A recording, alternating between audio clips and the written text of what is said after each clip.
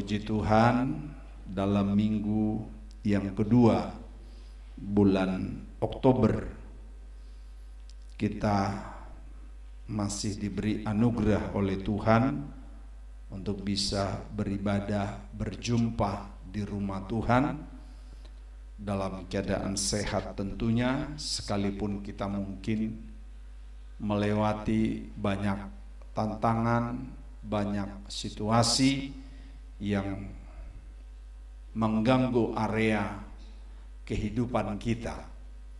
Tetapi hari ini kasih setia Tuhan tiada berkesudahan menghantarkan kita semua. Maka seperti yang kita mungkin sudah lihat di multimedia kita, hari ini firman Tuhan yang berbicara tentang menjaga hati lebih dari apapun. Mari kita buka dalam kitab Amsal pasal yang keempat, ayat yang ke-23. Mari kita baca bersama-sama setelah hitungan yang ketiga, Amsal pasal 4 ayat yang ke-23. 1, 2, 3. Jagalah hatimu dengan segala kewaspadaan, karena dari situlah terpancar kehidupan. Kita ulangi sekali lagi, 1, 2, 3. Jagalah hatimu dengan segala kewaspadaan, karena dari situlah terpancar kehidupan. Terima kasih, Tuhan memberkati kita semua. Bapak Ibu yang Tuhan Yesus kasihi, firman Tuhan hari ini berbicara bagaimana menjaga hati. Menjaga hati lebih dari apapun yang harus kita jaga. Mengapa kita diperintahkan firman Tuhan menjaga hati? Bukan menjaga yang lain. Dan menjaga hati harus dengan segala kewaspadaan. Kalau kita lihat pengertian kewaspadaan sebenarnya itu berbicara tentang siaga satu. Karena hati adalah sumber kehidupan. Dikatakan sumber kehidupan. Kalau dia memancarkan sumber kehidupan, jadi terpancar sumber kehidupan. Bapak Ibu Saudaraku, kalau disuruh kita menjaga hati, saya ingin menampilkan sebuah foto. Bisa Bapak Ibu menebak ini foto? Ini siapa yang menjaga ini? Hah? Ya, pokoknya pasukan lah begitu ya, bersenjata lengkap. Kira-kira Bapak Ibu bisa tebak apa yang dijaga ini?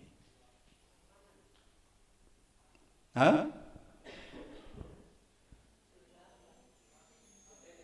Apa yang dijaga?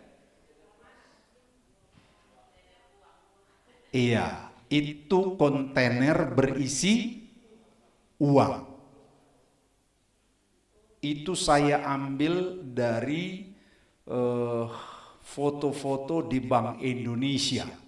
Jadi kalau Bank Indonesia mau bagi-bagi uang ke bank-bank, mereka ternyata harus menggunakan tidak mobil sembarang. Enggak kayak mobilnya Om Heri, kacanya setengah terbuka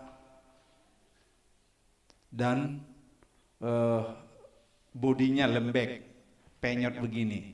Ini bodinya bodi khusus. Nah, dan pasukan ini bukan pasukan sembarang. Ini bukan Satpam, mohon maaf, saya bukan merendahkan Satpam ya. Tapi ini adalah pasukan khususnya polisi. Yang paling bagusnya polisi dipilih di sini. Dan ini bukan sedang belajar menembak. Tapi ini pilihan orang-orang yang terpilih ahli menembak. Jangan sampai maksud menembak kaki tapi kena kepala. Mereka ini enggak. Nah, kenapa mereka ditugasin menjaga barang satu itu? Karena berharga. Barang yang mahal pasti dijaga. Disiapkan satpam, polisi, tentara, berpakaian dan bersenjata lengkap. Kalau tidak berharga ini, tidak mungkin dijaga. Coba, siapa yang jaga mobilnya Om Heri? Karena nggak ada isinya. Tapi coba kalau isinya semua pecahan 100.000. Wah, Heri aja nggak bisa tidur kira-kira gitu. Kapan lain ini saya ditodong di jalan? Nah, ada contoh-contoh lain yang harus kita jaga di rumah kita. Saya tidak tahu persis rumah kita masing-masing berbeda-beda. Kalau ibu-ibu ini pasti yang punya emas biasanya simpan di mana? Ada yang bilang di berangkas. Simpan di mana lagi? Di lemari. Berlian, uang, simpan di mana? Ada enggak nyimpan di meja tamu? Tidak ya? Kalau berlian, emas, uang pasti disimpan di tempat yang khusus. Ada yang simpan di berangkas. Surat-surat tanah enggak mungkin itu disimpan di laci makan, meja makan, tapi disimpan di lemari, di berangkas. Kenapa? Itu bagian dari cara menjaga barang berharga. Kalau malam kenapa motor kita tidak kita taruh di luar saja, di pinggir jalan, tapi kita kasih masuk di pagar. Ada lagi yang kasih masuk di rumah. Betul ya? Setuju ya? Ada yang kasih masuk motornya di rumah? Nah, coba kenapa? Karena ingin menjaga supaya jangan hilang, jangan dicuri. Nah, kenapa juga kalau pesawat presiden, khususlah ada presiden di dunia ini, kalau dia terbang, harus ada duluan pesawat tempur yang mendahului dia terbang di depan, baru beberapa menit ikut lagi pesawat kepresidenannya terbang. Setelah itu terbang lagi satu pesawat di belakangnya, pesawat tempur. Ada apa? Karena dia mengawal barang yang berharga, yaitu presiden. Kenapa kita nggak dikawal?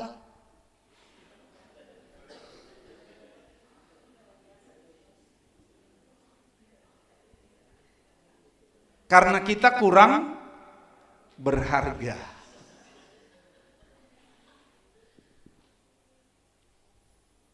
Nah, kenapa kalau Bapak Ibu pergi ke area Timika di Freeport itu nggak bebas orang masuk? Tapi kenapa tidak sembarang orang masuk dan itu dijaga super ketat? Yang bisa masuk ke situ hanya mobil yang berplat mereka, buatan mereka. Kenapa nggak bisa mobil kita, nggak bisa kita sembarang masuk? Karena di dalamnya dikawal. Kenapa dikawal? Karena ada barang berharga. Supaya kita bisa tangkap dulu bahwa barang berharga itu harus dijaga. Saya menemukan kenapa firman Tuhan berkata, jagalah hatimu dengan segala kewaspadaan. Ternyata kenapa kita disuruh menjaga hati? Karena hati ini barang berharga. lebih daripada apapun.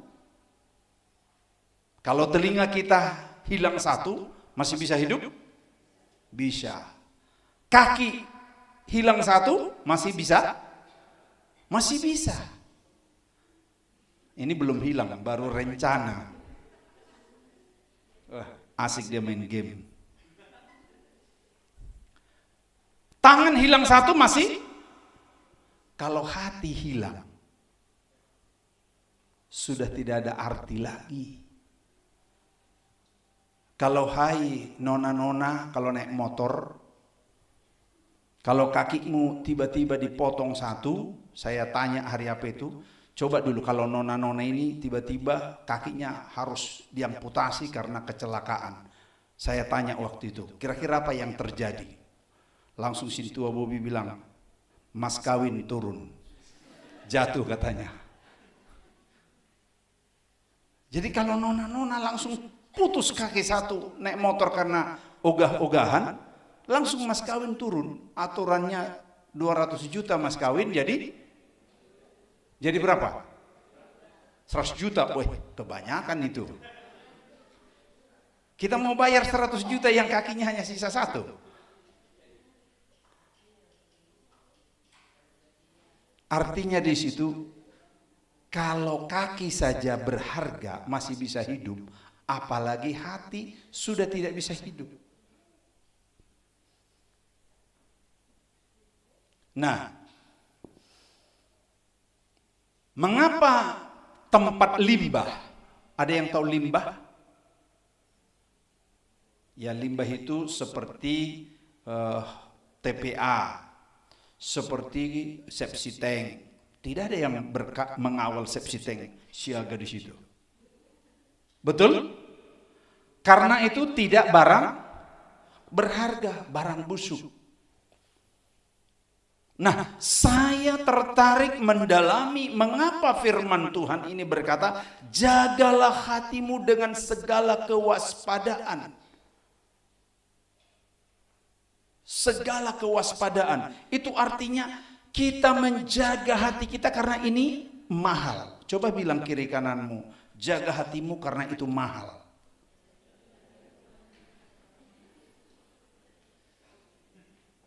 Kita jaga hati kita karena itu barang yang paling mahal. Kenapa disebut barang yang paling mahal? Karena ternyata dari situ memancar, mengalir kehidupan. Luar biasa. Disuruh kita menjaga dengan segala kewaspadaan. Pernah lihat ya, kalau pas pampres itu, presiden jalan, matanya nggak ada itu main game.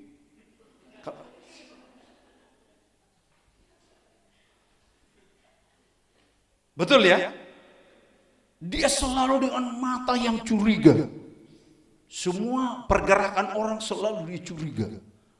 Karena dia menjaga barang yang mahal. Presiden, jangan sampai kecolongan. Pernah nggak menteri kecolongan ditikam? Pernah lihat ya? Nah itu karena pengawalnya satpam. Tapi pengawal presiden itu sudah dipelajari, nggak ada itu yang matanya yang rabun. Betul ya? Itu selalu dengan segala kecurigaan. Bupati saja dekat-dekat, pernah ya? Yang baru-baru ya, bupati langsung ditarik cepat begini, karena terlalu dekat dengan presiden. Karena barang berharga. Nah, hati kita disuruh dijaga dengan segala kewaspadaan atau siaga satu. Supaya itu terjaga. Kenapa? Karena daripadanya terpancar kehidupan saking mahalnya. Terpancar kehidupan. Jadi sumber kehidupan itu berarti hati. Maka Bapak Ibu Saudaraku yang kekasih, iblis dia tidak terlalu pusing sebenarnya dengan kaki. Mohon maaf ya kalau ada kakinya yang kecelakaan. Sebenarnya targetnya bukan kaki. Target utama iblis adalah hati.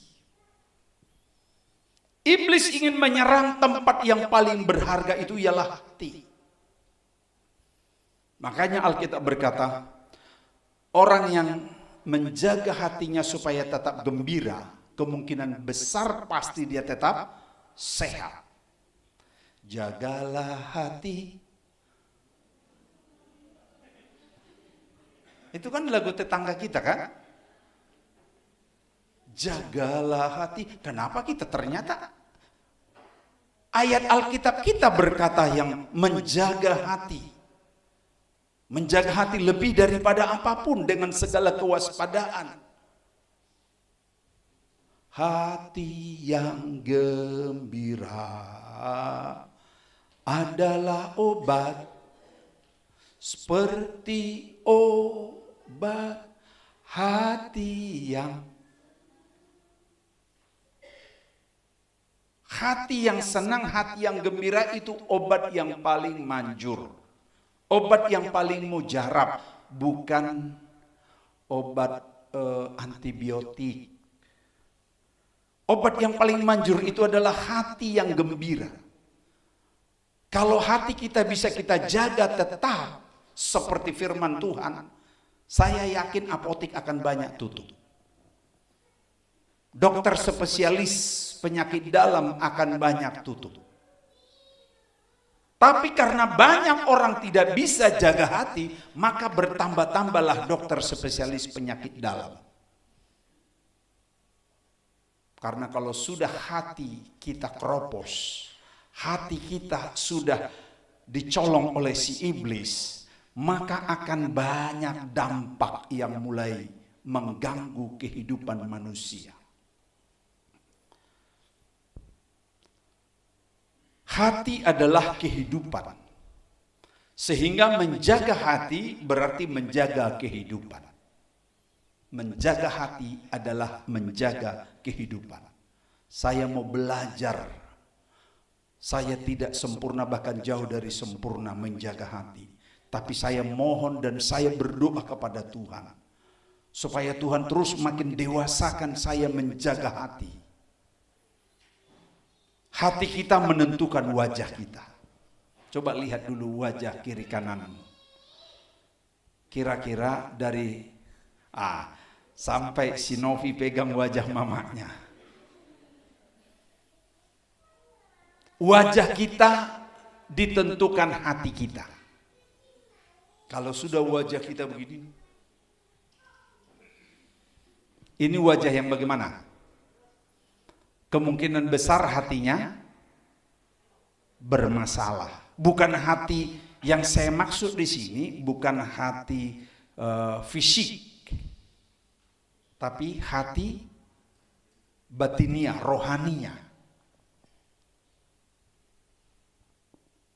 Walaupun itu nanti berdampak kepada fisik, hati menentukan pikiran kita. Kalau hati kita jernih, maka pikiran kita jernih. Hati kita juga menentukan langkah kita. Kalau langkah kita ingin adem, ingin baik-baik, maka jaga hati kita supaya tetap baik-baik. Hati kita menentukan juga isi dompet. Betulkah? Hati kita menentukan rezeki kita. Kalau hatinya itu merem terus, hatinya itu penuh kebencian terus, hatinya itu penuh masalah terus, besar kemungkinan rezekinya tertutup.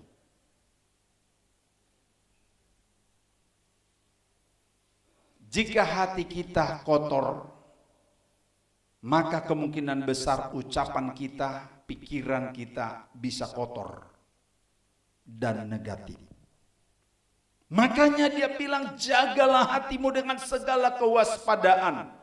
Karena iblis ingin menyerang mulai dari hati. Dia tidak mulai menyerang dari kaki. Kebetulan aja karena hatinya anak muda ini dijaga, akhirnya larinya ke kaki. Dampaknya ke kaki. Tapi sebenarnya iblis untuk apanya? Kaki. Hanya bagian kecil dari dampak. Tapi apabila hati sudah terserang, maka dampaknya sangat besar. Nah, iblis ingin menyerang bagian hati kita. Karena hati kita diserang, yang pertama dengan yang gampang-gampang dia buat. Dia buat dulu serangan pertama, panas hati. Coba bilang kiri kananmu, waspada panas hati. Panas hati dulu dia buat, enggak ribet-ribet banget. Dia bikin dulu hati kita panas, dongkol, panas. Panas hati itu bukan hanya kepada orang lain, kepada sesama di dalam rumah bisa. Ingat bahwa Kain dan Habil itu bersaudara. Tapi kenapa Kain panas hati kepada saudaranya Habil? Dia panas hati. Dan itu nggak kelihatan. Panas hati itu belum kelihatan. Karena di dalam hati. Hati-hati. Kepada saudara pun. Apalagi kepada saudara jauh. Apalagi hanya satu gereja. Hanya masalahnya sepele. Ketika sukses persembahannya Habil, sedangkan persembahannya Kain gagal. Waktu itu ditentukan masih soal asap yang menentukan. Kalau asapnya lurus saja, oh berarti diterima. Nah, bukan mustahil ketika mulai lihat, wih, ada ini nona lagi WL baru ini. Dilihat lagi, wih, bisa ada yang panas hati, tapi bukan di sini. Waspadai panas hati. Bisa kita panas hati melihat orang lain berhasil, melihat orang lain keberkatan, melihat tetangga kita maju, kita bisa panas hati.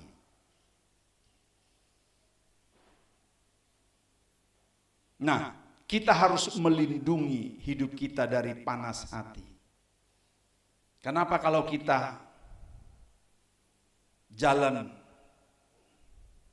siang, katakanlah kalau jalan jam 12, jam 1, jam 2, kita sering kalau jalan ibu-ibu pakai payung. Apalagi pakai topi. Kenapa? Kita melindungi kepala dan badan kita dari panas. Kalau hati kita jaga dari panas, oh, iblis punya mau itu. Dia buat kita gondok, dia buat kita panas. Kalau kita lihat, junior kita lebih duluan maju. Junior kita lebih duluan naik pangkat. Junior kita lebih cepat naik grade-nya kalau di bank atau di mana. Panas hati. Dan itu bagian dari strategi iblis. Karena dengan panas hati akan muncul persoalan-persoalan. Kalau dokter bilang langsung dibuat begini, apa itu namanya? Termometer kah?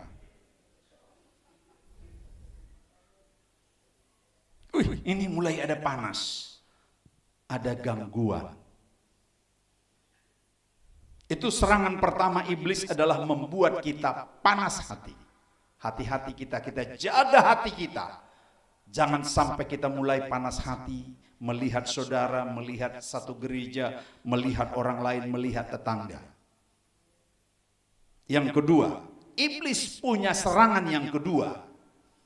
Serangan iblis yang kedua, enggak sulit-sulit, yaitu dengan tawar hati. Saya beberapa kali pernah wawancara seorang pemuda, dan pemudi juga pernah saya wawancara. Mas, kenapa udah umur sekian belum menikah? Lalu dia bilang, saya sudah tidak mau nikah, Pak. Kenapa? Saya tawar hati. Kenapa bisa? Pacarku, pacar pertama, dan pacar yang totalitas hatiku kuberi kepadanya, dia meninggalkan daku. Jadi sudah tawar hati dia melihat wanita. Begitupun pernah juga saya tanya wanita, kenapa enggak nikah-nikah Mbak? Om, saya sudah tidak pingin lagi nikah. Kenapa? Ya, itu dulu pacar saya yang saya support biaya habis-habisan. Mulai dari pengangguran dia, saya carikan kerja, saya biayai. Setelah dia kerja, dia punya duit, langsung dia tinggalkan saya, dia cari lagi yang lebih baik. Kira-kira yang salah siapa? Hah?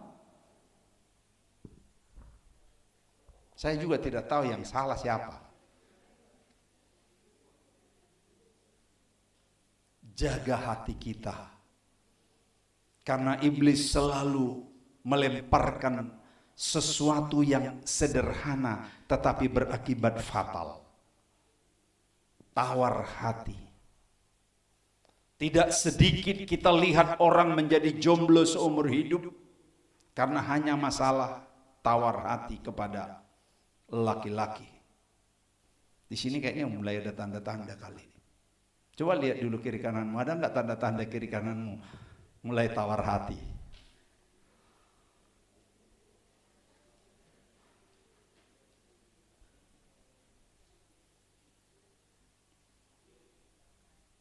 Lalu saya lihat dan saya tanya, saya interogasi. Dia merasa terluka. Tawar hati dulu baru terluka. Dan biasanya orang yang terluka itu akan melukai. Nah, kecenderungan dalam rumah tangga begitu. Suami, istri yang terluka, kecenderungannya bisa melukai orang lain. Karena itu jaga hati kita supaya jangan terluka. Kalau dia menyakiti kita, silakan, tapi jaga hati kita, respon kita. Kita bisa terluka kalau respon kita salah. Tapi kalau respon kita selalu kita jaga, silahkan dia menyakiti. Paling kita bilang, lagunya begini, gugur satu tumbuh seribu, bagaimana lagunya itu?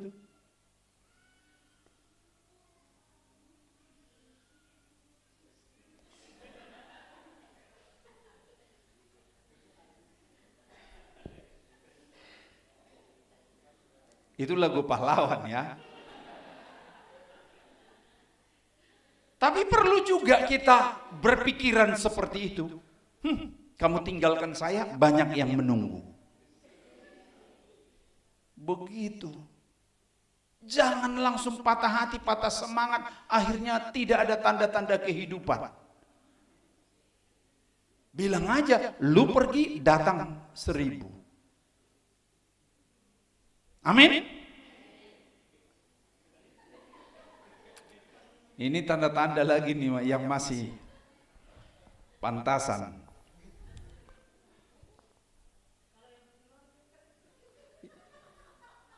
Yang sudah berkeluarga kalau sudah pergi suaminya atau istrinya boleh. Ya, seperti Ibu Like. Tapi saya tidak menyebut yang lain. Kemudian, hati yang diserang iblis dalam bidang apa lagi?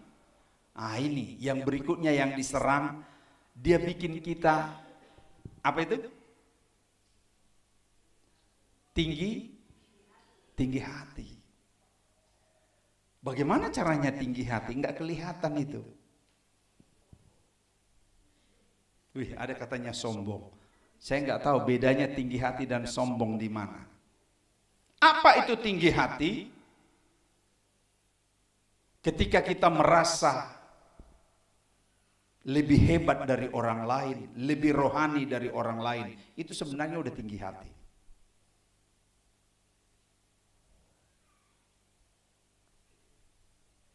Firman Tuhan berkata, Allah menentang orang yang congkak dan tinggi hati, orang yang sombong.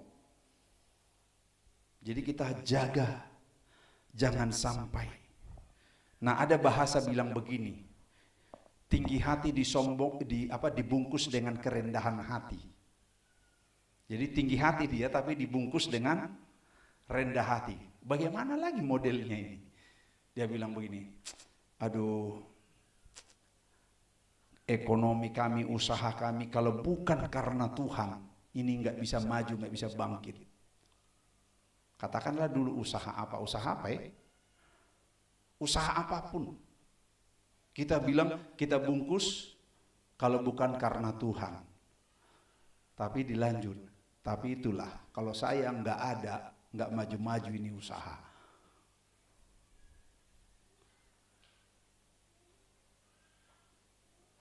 Kalau nggak ada saya, nggak maju-maju ini pemuda.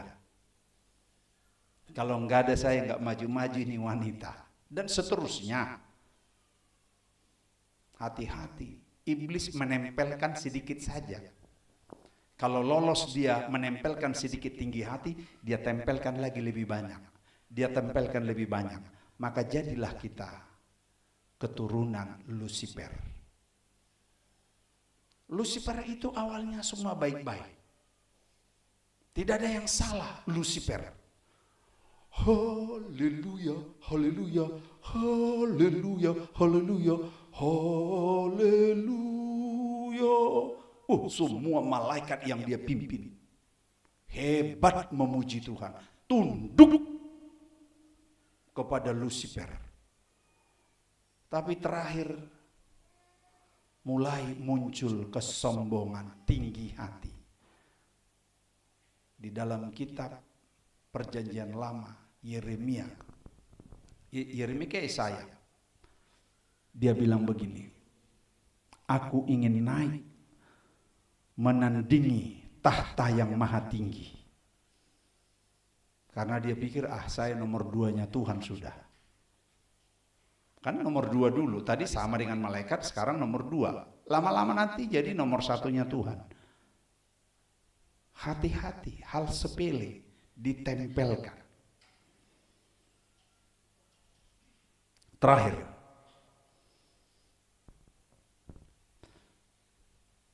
apalagi yang diserang iblis, yaitu iri hati. Iri hati.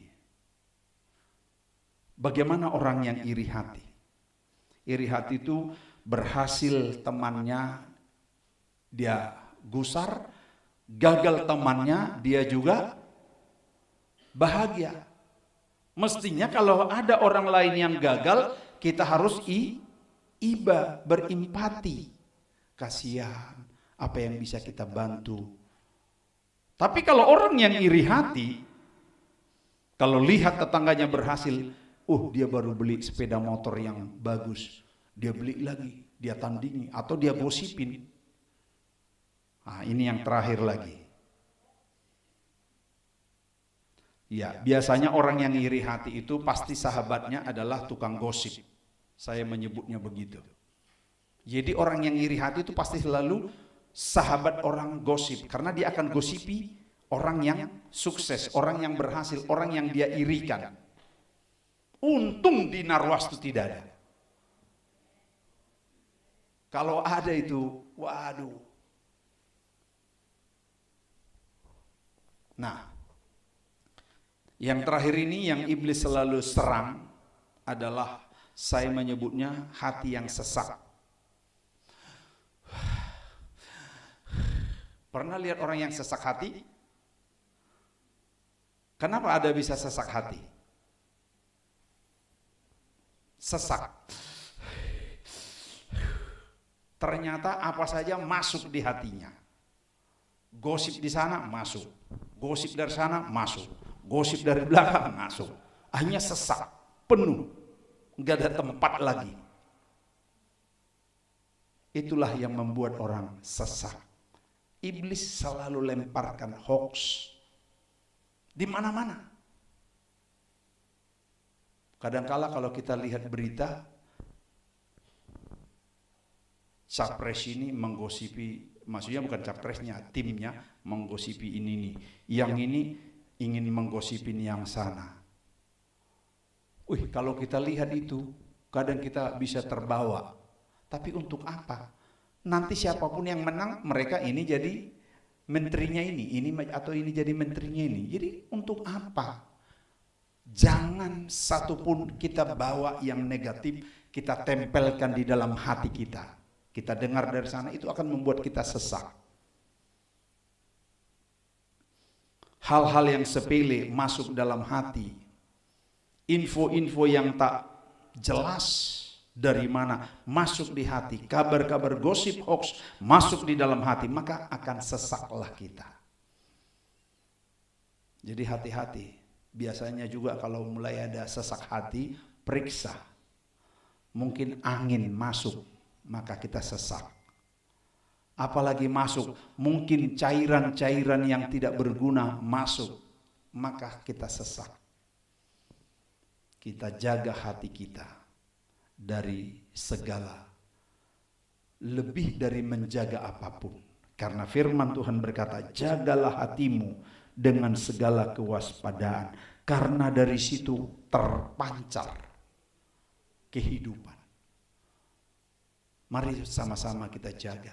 Kalau mulai ada engkau dengar, engkau lihat, engkau ketahui, mulai gosip, mulai cerita omong kosong, bilang, jagalah hati. Ingatkan dia firman Tuhan ini. Amin. Ingatkan. Kita sudah dengar firman Tuhan, kita jaga hati kita.